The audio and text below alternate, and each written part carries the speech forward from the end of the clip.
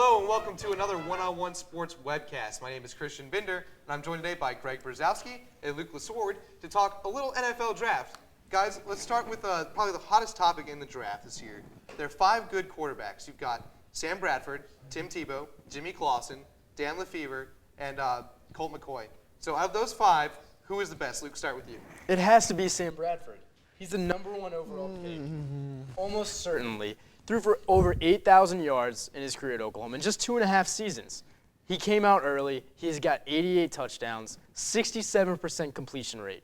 He's going to be a star in the NFL. That may be true, but how are we going to know how he's going to be able to recover from his injury last year? By looking at him at his pro day. Yeah, he had his pro He day. had a remarkable Where was the pro day. defense on that? Where was the pressure? Where was he trying to avoid the blitz and learn how to take a hit? I don't know if he's able to take a hit in the NFL right now. While I do agree he may be the best talented quarterback in this draft class, play devil's advocate here and argue for my guy, Tim Tebow. That's wrong. No, Tim Tebow, best quarterback, not best all-around player. No, best quarterback. Let me hear this. He's working on his throwing motion now, and he reminds me a lot of a quarterback in the NFL right now, a pretty successful one, though you're going to argue with me on this.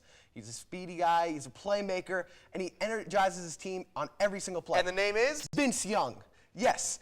I mean, the guy's already been in the playoffs in his career. Do you remember last year when the Tennessee Titans had Kerry Collins and they were floundering? People counted them out completely. Jeff Fisher's wearing Peyton Manning jerseys to sporting events. What happens when Vince Young comes in? That team did a whole 180 and nearly made the playoffs. Do you remember the year before when Vince Young was there and lost control of the team? He wanted to win? He wanted to win so bad that people thought he was going to commit suicide because they were so cautious of what was going on with him when he got benched. Well, guys, that's the desire that Tim Tebow Greg, has. I got to stop you because you're both wrong. It's clearly Colt McCoy. Oh, get outta the here. guy's a winner. Get He's outta going to here. be a star in the NFL. Now, underrated player in the draft. Greg.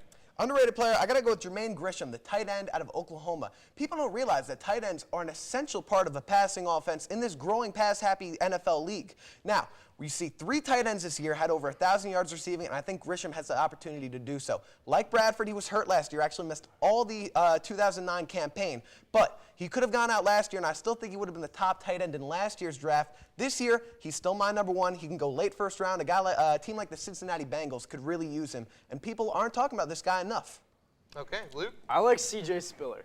This guy can upgrade any offense. Is he really underrated, though? Absolutely. He is going to go in the top 6.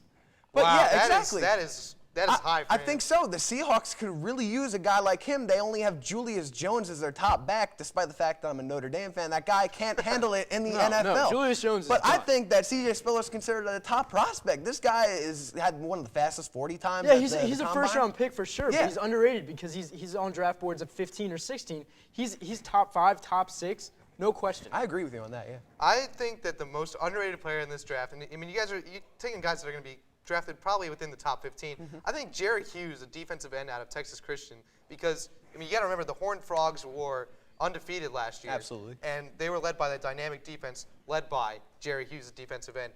He'll be probably taken late in the first round, but I think he's a lot better than people give him credit. Now, let's go on to the top 5 picks in the draft. You guys both agree that the top 3, in order, Sam Bradford going to the Rams, Ndamukong Suh going to the Lions, and Gerald McCoy going to the Buccaneers. But you disagree on 4 and 5. Who's your number 4 pick? I got to go with Brian Bulaga of Iowa, the offensive tackle, right tackle.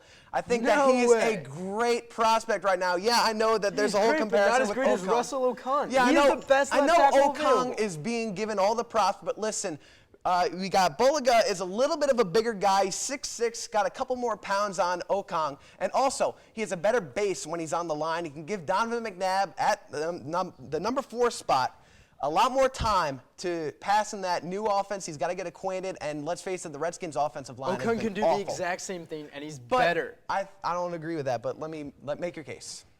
They need a solid left tackle. Okung is the most safe pick in the draft. Bruce Allen and Mike Shanahan are not going to take any risks with that 4th overall pick. They're going to make sure they get what they need to make sure that Donovan McNabb has the time that he needs. Russell Okung can be that guy for 10 years or more. All right, so, Luke, who's your number 5 pick going to the Chiefs? Trent Williams, the next best offensive tackle available. Oh, my gosh. It's got to be Eric The Berry. Chiefs are not going to risk it with Eric Berry. It's got to be Eric Berry. He's the best player on this board. They're not going to be willing to pay player. number 5 draft pick money to a safety. I already mentioned it. This is a pass-happy NFL league. We had 10 quarterbacks last year throw for 4,000 yards. Can you even name me a defensive back for the Kansas City Chiefs? No. I can. Exactly. I can. It's Brandon Flowers. Exactly. Brandon Flowers is a great guy, but that's why the Chiefs need someone to build around in that defense. The AFC especially has a lot of great passers. They're in the same division as Phillip Rivers. If Eric Berry was from Miami, maybe. Okay, But well- you do not pay a safety Eric Berry was getting top 5 pick Heisman money. votes last year. Here's This what's guy is gonna a happen. playmaker. Here's what's going to happen. The Chiefs aren't going to pick number 5. The Jets are going to trade Jericho Oh. Patry and their number 1 pick Okay, to the Chiefs. Christian's Why would living the in a Chiefs do fantasy that? world. No, absolutely not. They're going to draft Okay, Eric all Berry. right. Now, Enjoy. You Jets didn't have a great enough offseason. really quickly, the team that has the most to gain, Luke. It's got to be the Eagles. I mean, with this blockbuster Donovan McNabb trade, they gained 10 picks. They have so much room to work around with. Yeah, they have a lot more picks, but I think the San Francisco 49ers, with the 13th and 17th overall picks, can do a lot more damage. And with the Cardinals getting worse, can maybe challenge for that NFC West title. All right, guys, very good talk. That's all the time we have for today. But stay tuned and watch our other webcasts this week, in which Paulo De La Feld, Alex Rosenbaum, and Dave Amster talk some European football. And Tom Waterman, Steve Roth, and Billy O'Riordan talk some city-by-city sports action. Until next time, whose side are you on?